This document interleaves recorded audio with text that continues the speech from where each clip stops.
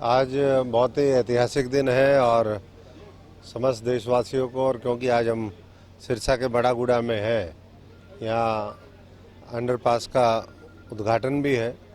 और जैसा आप सब देख रहे हैं कि इस अमृत भारत स्टेशन योजना के माध्यम से 554 रेलवे स्टेशनों का पुनर्विकास, पुनरुद्धार, नए बनना और साथ साथ करीबन 1500 रोड, ओवरब्रिज और अंडरपास, उनका आज नरेंद्र मोदी जी शिलान्यास करेंगे, उद्घाटन करेंगे और राष्ट्र को समर्पित करेंगे। एक एक अंडरब्रिज, एक एक overbridge, railway station, railway line बनना कितना मुश्किल है, ये आप इस बात को सहज समझ सकते हैं कि वो समय याद करिए कि जब सिरसा का जो हमारा रेलवे ओवरब्रिज है वो नहीं था तो पूरा शहर दो भागों में बट जाता था। जब डबवाली का ओवरब्रिज और नेशनल हाईवे नहीं बना था 4 लेन, तो कई कई घंटे डबवाली जाम रहता था। आज मैं समझता हूँ कि उन ज़रूरतों को समझा, क्योंकि एक एक फाइल 72 जगह जाती थी सिग्नेचर के लिए, और आज मैं समझता हूँ कि वो सारी दिक्कतों को दूर करके एक ही दिन में 1500 रोड, ओवरब्रिज और अंडरपास का उद्घाटन करना, करीबन 550 से ज़्यादा नए रेलवे स्टेशनों की शुरुआत करना बहुत ऐतिहासिक दिन है। और जब तक रेल, रोड, इंफ्रास्ट्रक्चर अच्छा नहीं होगा तब तक ये देश विकसित नहीं हो सकता। ये प्रधानमंत्री नरेंद्र मोदी जी का और हरियाणा के मुख्यमंत्री मनोहर लाल जी का मानना है, और उसी दिशा में आगे बढ़ रहे हैं। जो बजट है, पहले औसतन 315 करोड़ रुपए बजट होता था रेलवे का, हरियाणा की अगर हम बात करें।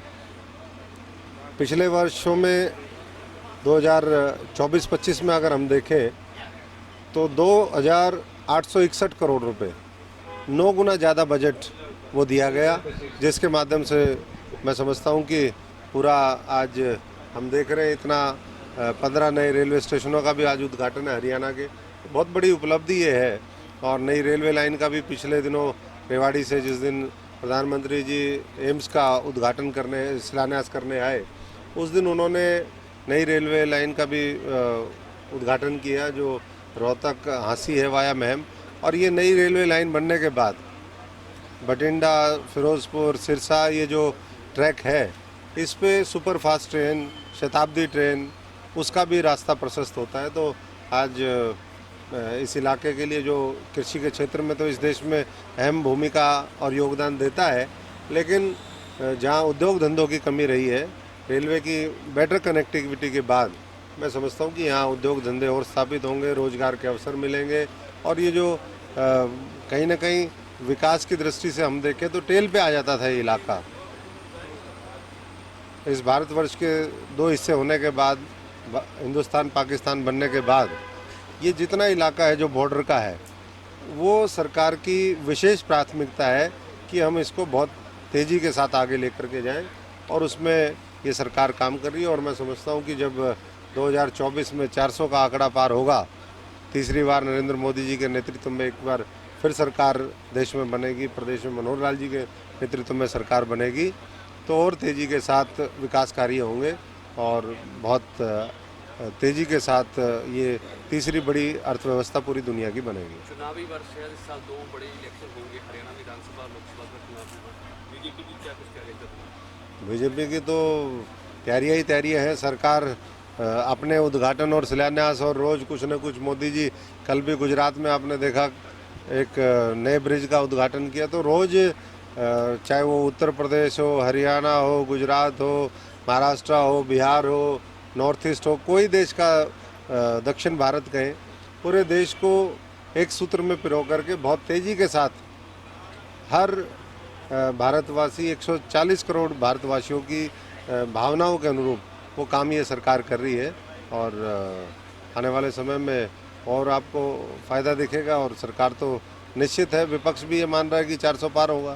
तो दोनों चुनाव के लिए सरकार भी और संगठन की भी जितनी बारीकी से, हमारे साथ ज़िले के अध्यक्ष भी हैं, निताशा जी भी, तो विस्तार से तो वो बताएंगी। लेकिन मैं समझता हूँ कि जितनी तैयारी होनी चाहिए उससे बड़ी तैयारी अभी से वो संगठन ने हर दृष्टि से कर रखी है। नीचे पन्ना प्रमुखों से लेकर के बूथ कमेटियाँ और भी आज भी इस मीटिंग के बाद भी और मीटिंगें हैं। विपक्ष भी तैयारी खूब कर रहे हैं, खासकर आपके पुराने मित्र राहुल गांधी भी खूब तैयारी कर रहे हैं इलेक्शन को लेकर। देखिए वहाँ तैयारी मुझे नहीं लगता कि कोई कांग्रेस किसी तरीके से भी तैयार है। वो तो हार मान करके बैठ गए हैं पहले ही, और इस चुनाव के बाद और बैठ जाएंगे। तो पहले मैं समझता हूँ कि पार्टी बैठ चुकी है पूरी तरीके से, और आने वाले समय में जो बची खुची कसर है 2024 के दोनों चुनाव में वो देखने को मिलेगी।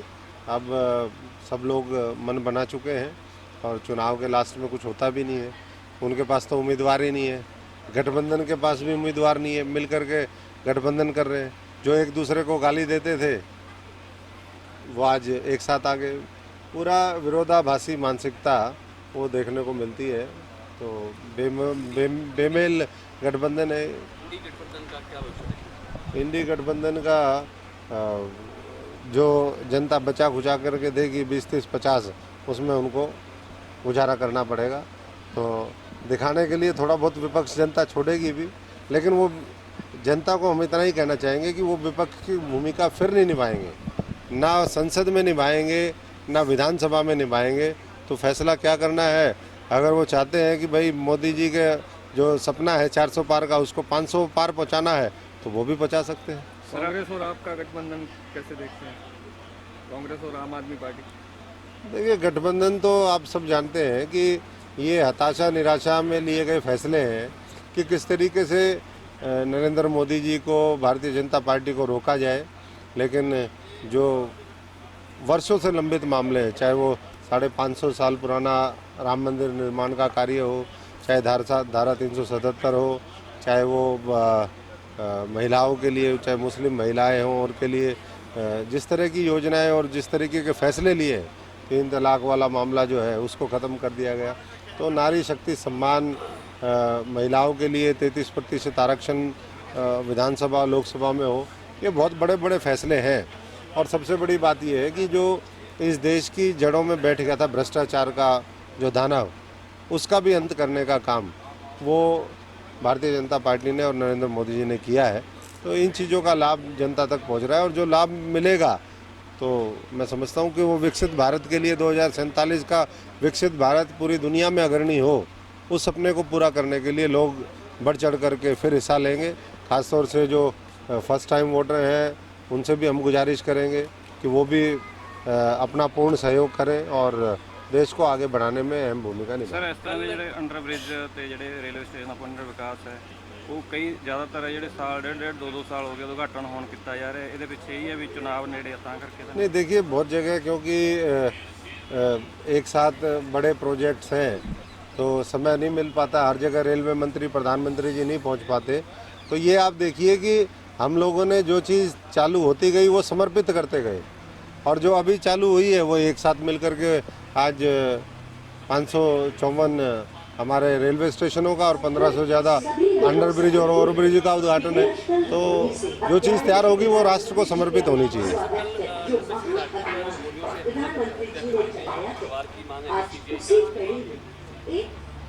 देखिए बहुत ही दुखद और दुर्भाग्यपूर्ण घटना है। एक हमारे सहयोगी रहे और अच्छे व्यक्ति थे, जुझारू व्यक्ति थे।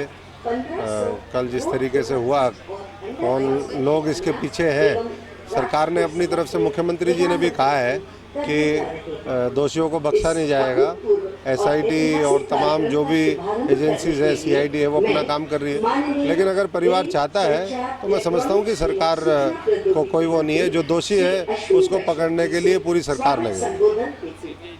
सीबीआई जांच हो, मैं समझता हूँ कि अगर परिवार ये चाहता है तो निश्चित तौर पर सरकार उसके ऊपर ध्यान देगी। हमारे देश के यशस्वी प्रधानमंत्री श्री नरेंद्र मोदी जी द्वारा 554 रेलवे स्टेशनों के जो उनका मॉडिफिकेशन किया जा रहा है वो देश को समर्पित कर रहे हैं, और 1500 से ज़्यादा अंडरब्रिज और ओवर पास जो है माननीय प्रधानमंत्री जी द्वारा आज देश को समर्पित किए जा रहे हैं, क्योंकि रेलवे की जो लाइन है वो एक कनेक्टिविटी का बहुत एक लोकल साधन है हमारा, जिसके लिए माननीय प्रधानमंत्री जी के मन में भी यही इच्छा है कि आम जनता इसके लिए आगे बढ़ सके और इसको और अग्रसर होकर हम काम कर सकें। उसके लिए हम पूरे सिरसा जिला की तरफ से माननीय प्रधानमंत्री जी का बहुत बहुत हार्दिक आभार और धन्यवाद व्यक्त करते हैं।